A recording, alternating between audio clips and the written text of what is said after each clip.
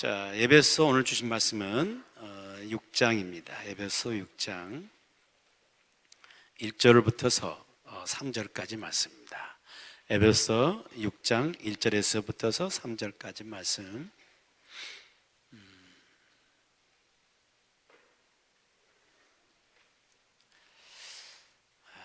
찾으셨으면 아멘. 자, 우리 다 같이 합독하시겠습니다. 자녀들아, 주 안에서 너희 부모에게 순종하라. 이것이 옳으니라. 내 아버지와 어머니를 공경하라. 이것은 약속이 있는 첫 계명이니 이로써 내가 잘 되고 땅에서 장수하리라. 아멘.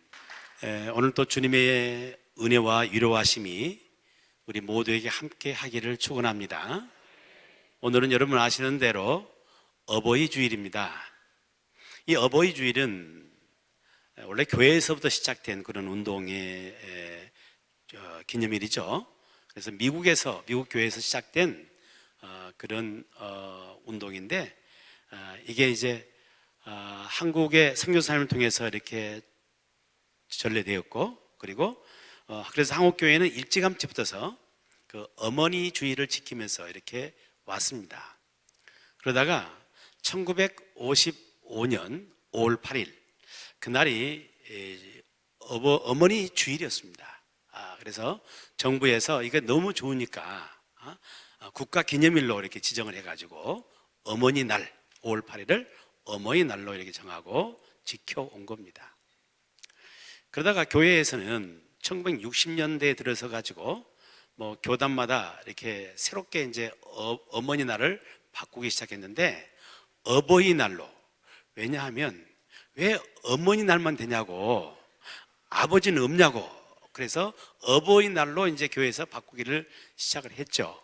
그래서 또 정부에서 그것을 또 좋게 해가지고 1974년도에 어머니 날을 어버이날로 이렇게 바꿔가지고 이렇게 지켜오는 겁니다. 그래서 이 어버이날을 통해서 다시 한번 어버이들을 생각하게 되고, 우리가 어떻게 어버이를 대할 것인가, 이런 생각들을 하게 만드는 중요한 기념일이라고 생각합니다.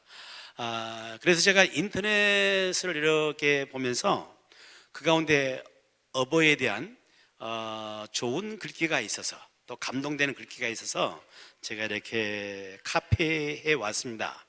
한 가지 양해할 것은 여성들이 좀 양해하시길 바랍니다. 여기 제목이 아버지 그 이름입니다. 왜 어머니는 없냐고 하시지 마시고, 이 속에 어머니도 포함되어 있습니다. 아멘도 안 하신 것 봐. 이 속에 어머니도 포함되어 있습니다. 제가 낭송하겠습니다.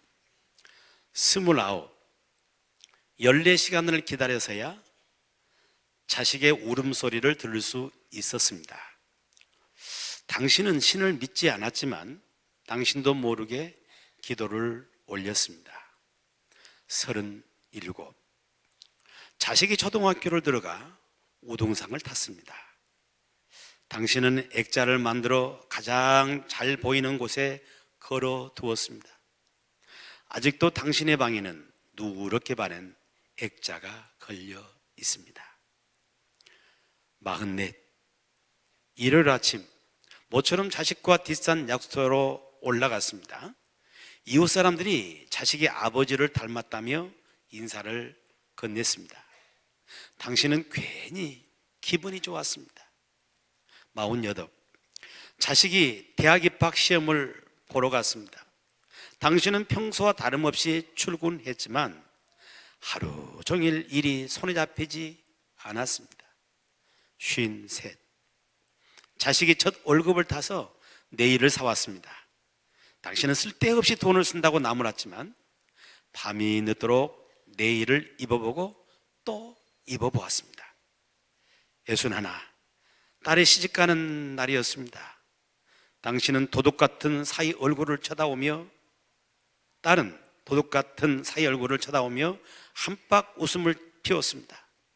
당신은 나이 들고서 처음으로 눈시울이 붉어졌습니다. 오직 하나, 딸, 자식, 아들, 자식 잘 되기만을 바라며 살아온 한평생. 하지만 이제는 희끗희끗한 머리로 남으신 당신, 우리는 당신을 아버지라 부릅니다. 우리는 당신을 아버지라 부릅니다. 우리는 당신을 어머니라 부릅니다. 역시 암이 클 줄 알았습니다. 우리 아버지, 우리 어머니, 그분들의 오직 한 마음은 자식이에요. 자식. 그분의 기쁨도 자식이요, 그분의 슬픔도 자식 때문입니다. 그분의 기도 속에는 오직 자식이 녹아져 있는 겁니다. 오직 자녀를 위해서 살아왔던 그런 부모, 그분을 향해서 우리가 효도하고 잘해드린 것은 자녀들의 마땅한 도리인 줄로 믿습니다. 그러나 세상은 그렇게 부모님에게 잘해드리는 그런 시대는 아니에요. 이미 성경이 거기에 대해서 경계의 말씀을 주셨어요. 디모데후서 3장에 보게 되면 말세가 이르게 되면 사람이 고통할 때가 온다 그랬어요. 세상이 끝이 다가오면 다가올수록 사람은 고통하게 된다는 것이었습니다. 그러니까 성경에 말씀하신 그대로 세상은 가면 갈수록 더 살기 좋아지고 행복해지는 그런 세상 되는 것이 아니라 가면 갈수록 더 고통스러운 세상이 될 수밖에 없다는 거예요. 근데 고통스러운 세상이 될 수밖에 없는 것은 잘 먹고 잘 입고 뭐 이런 문제가 아니고, 그 문제가 아니고 사람이 변질되는 겁니다. 그래서 사람이 변질되는데 어떻게 변질되는 것이냐? 부모를 거역하는 거예요. 감사할 줄도 몰라요. 사람이 그렇게 변질돼 가기 때문에 말세가 되어가면 되어갈수록 세상은 더 고통스러운 세상이 될 수밖에 없다는 겁니다. 여러분, 그것을 증명해 주는 통계들이 있지 않습니까? 노인학대 문제, 사회의 큰 문제 아닌가요? 2006년도만 하더라도 이 노인학대 건수가 2274건이었습니다. 이것은 밖으로 드러난 사건이죠. 드러나지 않는 노인학대들이 엄청나게 더 많겠죠. 밖으로 드러난 것만 해서 2274건입니다. 그런데 2015년, 그러니까 한 9년여가 지난 다음에 또 통계를 또 냈는데 노인학대 건수들이 70%가 급증해버려요. 그래서 3,818건, 70%가 급증하는, 뭐 경제가 급증해서 좋겠고 사람들이 살아가는 삶의 질이 급증해서 좋겠는데 노인학대가 그렇게 급증해버려요. 근데 더욱 심각한 게 있습니다. 그 심각한 것은 노인학대의 그 문제가 어디서 일어나는 것이었어요? 그것이 가정 안에서 일어나고 있다는 것이 더 심각한 거예요. 밖에서의 문제가 아닙니다. 노인학대의 문제가 가정 안에서 일어난 노인학대가 전체 노인학대의 85.8%를 차지하고 있습니다. 대부분의 노인학대 문제는 가정 안에서 일어나고 있는 거예요. 이게 바로 심각한 사회의 문제이기도 하는 겁니다. 이미 성경이 우리에게 예언이 말씀하는 것대로 말세인 거예요. 말세. 부모를 공경하며 살아야 할 것이 오히려 부모를 거역하고 학대하는 시대가 됐다면 이것은 말세를 살고 있는 그런 모습일 수밖에 없을 것입니다. 그런데 주님께서 오늘 이 말세의 부모를 거역하는 시대를 살아가는 우리에게 주시는 주님의 중요한 음성이 있어요. 그것이 바로 오늘 본문에 1절, 2절 계속 나오는 말씀인데 자녀들이 부모를 어떻게 대하라고 말씀하느냐 하면은 1절 한번 볼까요? 1절 보게 되면 자녀들아 주 안에서 너희 부모에게 어떻게 하라고요? 순종하라는 것입니다. 순종하라. 복종도 아니고 굴종도 아니라 순종입니다. 순종이라는 것은 기쁨으로 섬기라 그 말이에요.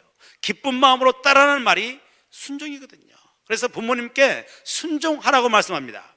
그런가 하면 2절에 보니까 2절은 또 뭐라고 말씀하세요? 내 아버지와 어머니를 어떻게 하라고요? 공경하라고 말씀합니다. 공경하라. 아버지를, 어머니를 공경하라는 이 말씀인데, 이 공경한다 하는 이 말 뜻은 원어적인 의미로 보게 되면 높은 가치를 드리라 그 말이에요. 부모님을 높게 여기고 가치 있게 여기는 그런 자녀가 되라는 것이 성경의 말씀인 줄로 믿습니다. 여러분, 우리의 부모에 대해서 높이 여기고 높은 가치를 드릴 수 있는 그런 자녀가 되기를 축복합니다. 부모를 공경한다는 것은 다만 용돈 드리고, 다만 밥 사드리고 이런 게 부모 공경이 아니라, 물론 그것도 포함되겠지만은 진짜 부모 공경은 마음의 태도 속에 있는 것입니다. 내 부모를 업신여긴 것이 아니라 내 부모를 높은 가치를 드리는 거예요. 귀하게 여기는 거예요. 이게 바로 부모의 공경인 것인데, 주님은 우리에게 우리 부모를 대할 때 공경하는 자세로 부모를 대하라 말씀하시는 것입니다. 에브라함 링컨에 대한 수많은 일화가 있어요. 그런데 부모에 대한 일화도 있습니다. 에브라함 링컨 대통령의 그 아버지는 원래 구두 수선공이었답니다. 구두를 깁고 수선해주는 그런 일을 하신 분이었대요. 그러다 보니까 가난하게 살았어요. 그래서 에브라함 링컨 역시도 뭐 초등학교도 제대로 못 나온 그런 가운데 독학을 해가지고 천신만고 그때 미국의 대통령이 되지 않습니까? 그런데 정적들은요 늘 이것을 빌미 삼아가지고 에브라함 링컨을 공격했다는 거잖아요. 에브라함 링컨이 대통령 된 초기에 의회에서 한번 연설을 하게 됐답니다. 연설을 하게 되는데 그때 그 정적인 한 의원이 일어나가지고 에브라함 링컨을 공격하기 시작하는 것입니다. 그가 말하기를, 대통령인 당신, 학벌도 없는 당신, 못 배운 당신이 대통령 되어 있는 것은 우리 미국의 수치라고 말하는 겁니다.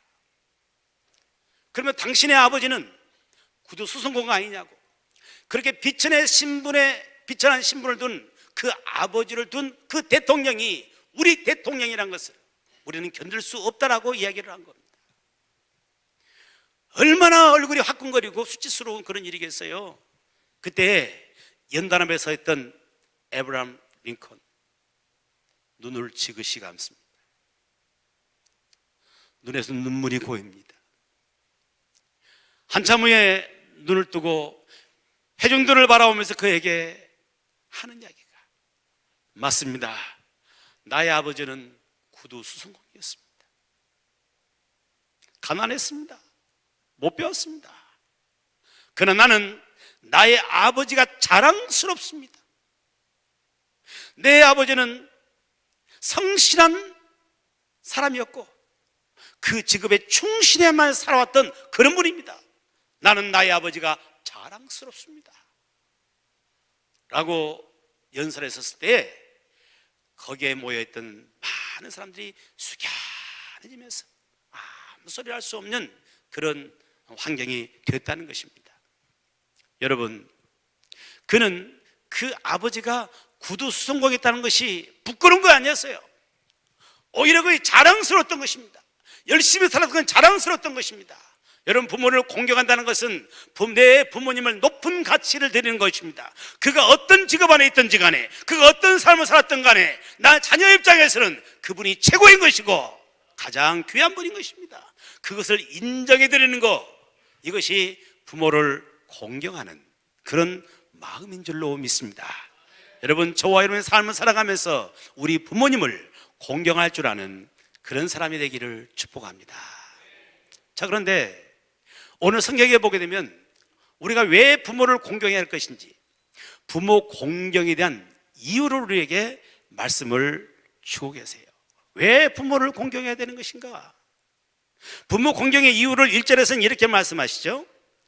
자녀들아, 주 안에서 너희 부모에게 순종하라. 이것이 어떤 거예요? 이것이 옳으니라. 이게 옳은 거예요. 이게 마땅한 거예요. 이게 당연한 거예요. 자녀가 부모에게 순종하고 공경하며 산다는 것은 이것은 당연한 일이라고 말해요. 당연한 일. 가끔 뉴스 가운데 참 선한 일을 하는 사람들이 나오죠. 가령 택시 운전하는 분이 어느 날 택시를 운전하고 손님을 태웠는데 손님을 내려놓고 보니까 뒤에 보면 가방이 있어요. 그 가방 주인을 찾아주기 위해서 가방을 이렇게 열어봤더니 거기 2억이 들어있어요. 2억이. 와, 횡재다 해가지고 내감총 할 수도 있는데 그걸 이기고 파출소에다가 그것을 전달해 줘가지고 주인을 찾아주었습니다. 너무 귀한 선행인지라 그 기자들이 그것을 알고는 와가지고 인터뷰를 하는 겁니다. 택시기사님에게 인터뷰를 해요. 어떻게 이렇게 귀한 일을 했습니까? 그러면 그분들이 대부분 입에서 나오는 말이 무슨 이야기요? 그거 당연한 일이죠. 마땅히 해야 할 일이죠. 이게 뭐 자랑이 아니잖아요 하는 이야기를 하는 겁니다. 여러분, 남의 돈 2억을 주었으면 그냥 아무도 안 보니까 내 주머니 속에 집어넣는 것이 당연한 일이에요. 주인을 찾아주는 게 당연한 일이에요. 당연한 일이라니까요. 내 부모를 공경하며 사는 거, 이것은 너무너무 당연한 일이에요. 이것은 그래서 옳다고 말한 겁니다. 부모에 공경하는 것, 이건 너무너무 당연한 일이에요. 마땅한 일이에요. 그래서 부모를 공경하라 라고 우리에게 말씀을 주고 계신 것입니다. 여러분, 우리 부모님들은요, 우리를 위해서 희생하는 것을 당연시 여기면서 살아왔습니다. 그분들은 희생이에요. 이건 너무 당연한 일이었어요. 지금 어머니들도 많이 힘들고 고생하지만은 옛날에 우리 어머님들은 너무너무 많이 힘들고 고생스럽습니다. 아이를 낳는 것만 놓고 보더라도 아이를 낳을 때 지금은 그렇게까지 위험하진 않아요. 왜냐하면 의학적인 도움을 다 받거든요. 매달 체크잉 다 하더라고. 다 해가지고 그 애 낳을 수 있는 길을 다 도움받아가지고 애를 낳으니까 별로 애 낳으면서 죽거나 그런 위험한 일을 별로 안 만나요. 근데 옛날 부모님들이 그런 의학적인 도움 받습니까? 아무런 도움 못 받아요. 그래서 옛날 어머니들이 애를 낳기 전에 반드시 하는 의식이 있었어요. 무슨 의식? 고무신을 그 토방에다가 벗어놓고 그 고무신을 다시 한번 쳐다보는 거. 왜요? 이 아이를 낳다가 내가 어쩔지 모르는 겁니다. 다시 고무신을 쓸 수 있을지 이거 모르는 거예요. 자신의 생명을 걸고 우리를 낳아주신 분이 우리 어머니들이거든요. 요즘에 어머니들도 애 낳는 거 힘들죠? 별로 힘 안 든가요? 애 낳기 힘들어요. 난 안 낳아봤어도 알 것 같아. 힘들어요. 근데 옛날에 그 우리 어머니들하고는 비교가 안 되죠. 지금은 애를 낳을 때 덜 힘들어라고 유도음만도 하고 또 무통주사도 놓고 정정 안 되겠으면 재앙절 해버려 그냥. 지금은 그래요. 그런데 옛날에 우리 어머니들에게 뭐 그런 게 있습니까? 애를 낳는 상고의 고통을 온몸으로 다 받으면서 수건을 입에다 물고 이가 으스러지도록 참으면서 아이를 낳으신 분들이 우리 어머니거든요. 어머니는 자식을 위해서 희생한 것을 너무너무 당연시 여겼어요. 그건 자랑으로 얘기하지 않았습니다. 아이를 기르는 그런 가운데도 지금은 좀 더 삶이 우리가 펴졌고 여유가 생겼지만은 옛날에는 다 못 살았습니다. 먹고 살기 힘들었어요. 부모는 그것을 못 먹어도 자식한테는 좋은 음식 주기를 원하는 것, 이것이 너무너무 당연했고, 본인 자신은 못 배워서도 내 자신만큼은 배움의 길을 걸어갈 수 있도록 뒷받침하는 것, 이건 너무너무 당연시키면서 삶을 살아오신 분이 그게 우리 부모님이거든요. 그런 희생 속에서 오늘 우리가 있기 때문에 당연히 부모님께 효도하고 부모님을 공경하는 것, 이것은 마땅한 일인 것이고 당연한 일인 것이고 이것은 옳은 일인 줄로 믿습니다. 그 부모님과 자식 간의 이 관계에 대한 한문에 좋은 이야기가 들어있는 한문이 있어요. 어머니 아버지를 말할 때 친자를 써요. 모친, 부친, 어버이 친자. 그 친자 속에 보게 되면 참 감동적인 이야기가 들어있는데 그 친자를 뜯어서 보게 되면 설립자 밑에다가 나무 목자를 쓰고요, 그 옆에다 볼견자를 쓰잖아요. 여기에 이야기가 들어있습니다. 어느 어머니하고 어느 아들이 산골에 사는 거예요. 단둘이 살아요. 산골에 살다 보니까 별다른 벌이가 없어서 이 아들은 나무를 해가지고 시장에 가서 팔아서 그래서 먹고 사는 거예요. 어느 장날 이 아들이 그동안 해놨던 이 나무를 지게 한 지 가득 쥐고 시장으로 나갑니다. 그때 그 어머니는 나간 이 아들이 가다가 혹시 넘어지지 않았을까, 무슨 일이 생기지 않았을까, 이 나무는 잘 팔았을까 하는 그런 생각이 하루 종일 아들에게만 있는 겁니다. 돌아올 시간이 되는데도 안 돌아오니까, 해는 넘어가고 안 돌아오니까 애가 탄 이 엄마가 동구 밖으로 나가요. 그리고 아들이 올 만한 그 길목, 잘 보이는 길목에서 이렇게 보는데 잘 안 보이니까 이제는 애가 탄 이 어머니가 어디로 올라가? 나무 위로 올라가요. 나무 위에 올라가서 내 아들이 오나 안 오나 보는 거, 이게 바로 어버이 친자예요. 그래서 나무 위에 서 있는 어머니, 그러면서 본다 그 말이에요. 이게 어버이 친자예요. 늘 어버이 마음은 자녀에게 집중되어 있는 거예요. 자녀에게 집중돼요. 근데 여기에 딱 어울리는 또 하나의 단어가 효도 효자잖아요. 효도 효자는 늙을 옷 밑에다가 아들 자자 쓰지 않습니까?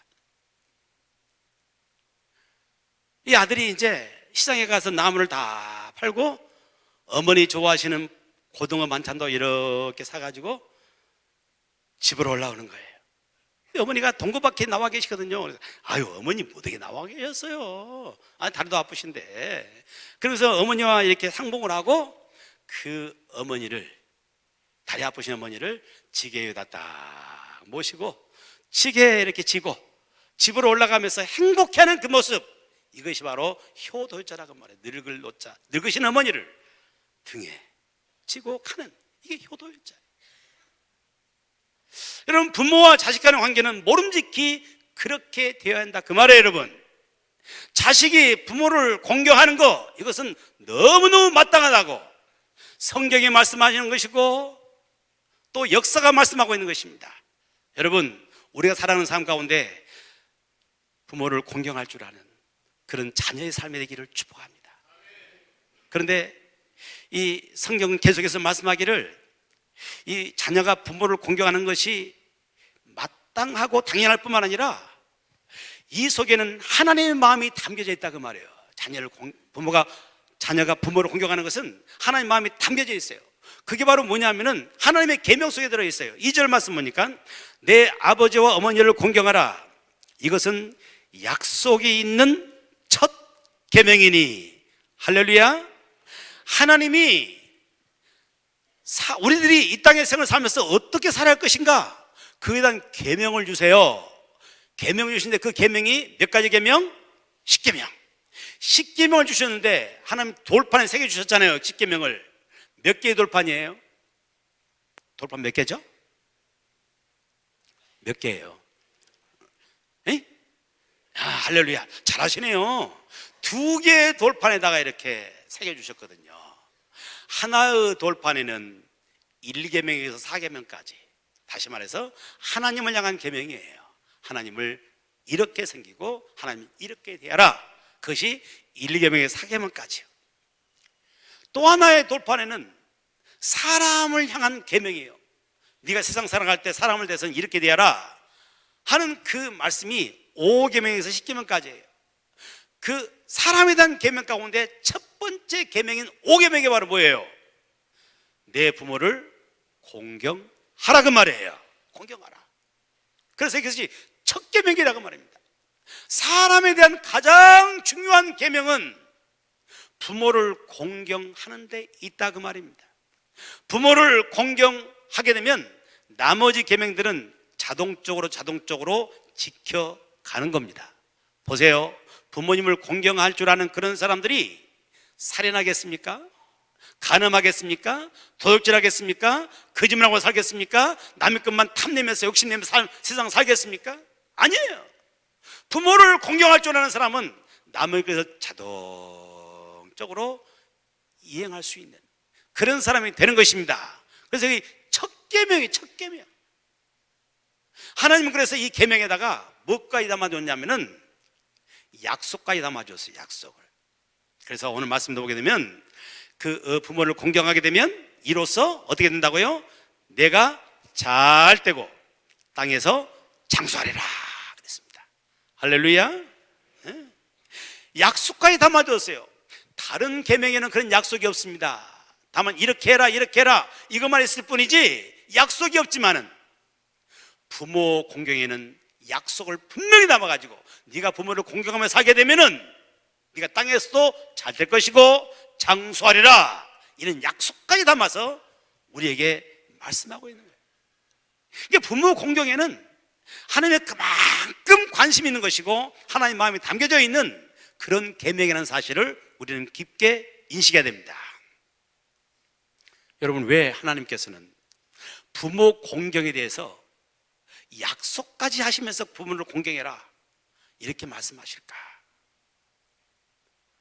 그거는요, 부모 공경이 그렇게 쉬운 것은 아닙니다. 쉽지 않아요. 참 사람은 아이러니합니다. 살아계신 부모님께 우리가 공경하는 걸 잘할까요? 돌아가신 부모님께 공경하는 걸 잘할까요? 하여튼 말을 못해야 했던, 말씀들을 못하셔야 했던요.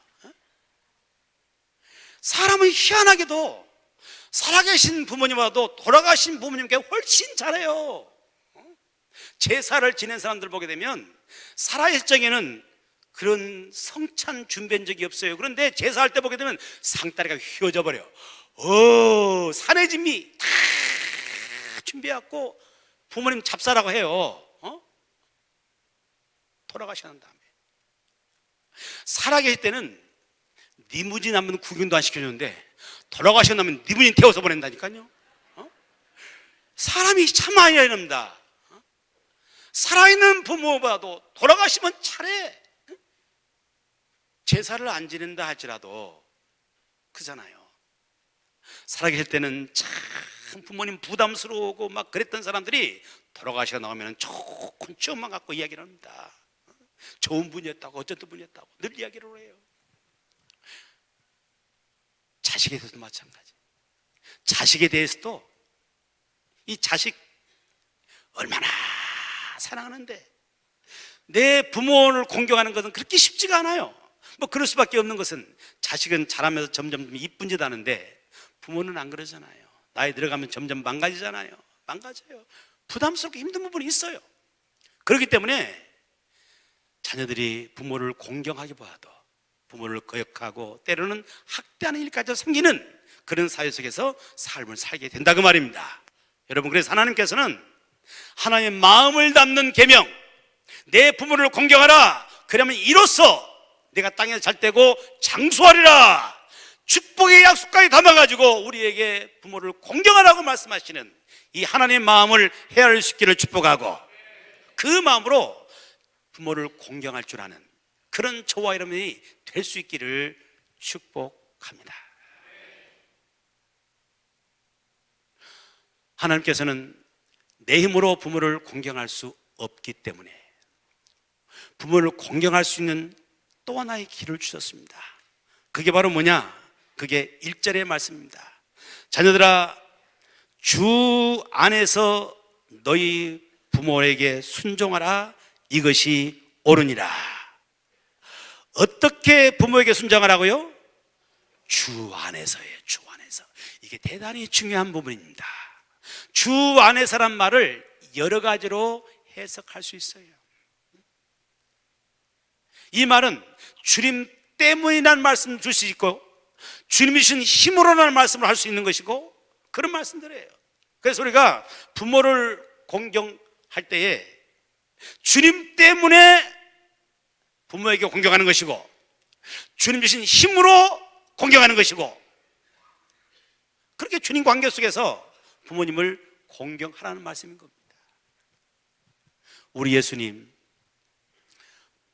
부모님을 공경할 줄 아는 삶을 사신 분입니다.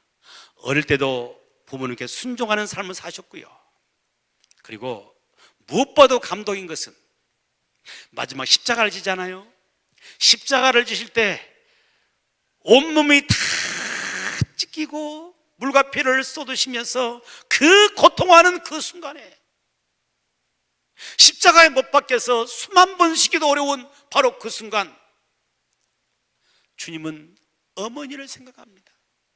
홀로 계신 어머니를 생각합니다. 그러면서 말 한마디 십자가에서 하기 어려운 그 순간에도 제자에게 어머니를 부탁하기를, 보라 너의 어머니니라. 어머니를 부탁합니다. 어머니에게 말합니다. 보십시오, 당신의 아들입니다. 그 어머니를 제자에게 맡기시고 십자가에서 운명하시는 그 예수 그리스도의 그 마음 속에는 부모님을 순종하고 부모님을 공경할 줄 아는 그 마음을 갖고 계신 줄 믿습니다.